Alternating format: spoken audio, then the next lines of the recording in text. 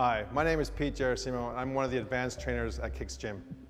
Today we're going to talk about 3 different styles of cardio training with the focus on fat loss. First up, steady state training. Now this is a continuous effort at a fixed intensity over an extended period of time. Beginners are usually between 10 to 15 minutes, whereas intermediate and advanced are between 20 and 90 minutes.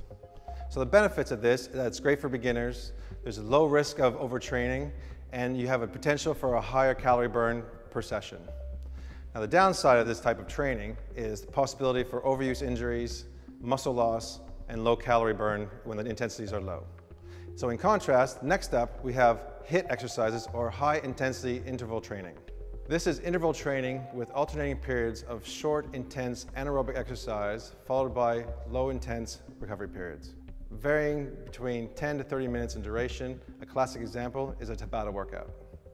Now the benefits for HIIT is that it's very time efficient, it improves your athletic capacity and conditioning, it increases your resting metabolic rate for the following 24 hours due to EPOC, which is your excess post-exercise oxygen consumption, and it enhances your skeletal muscle fat oxidation.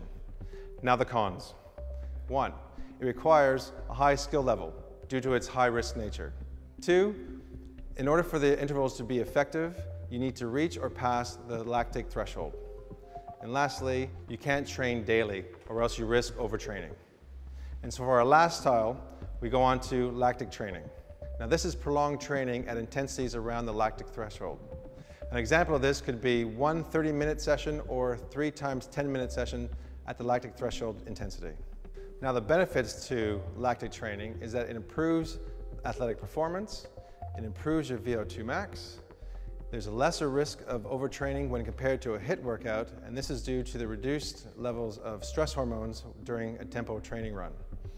And lastly, by exposing the muscle to waste products over an extended period of time, the one adaptation that occurs is that you have an increased ability to handle these waste products.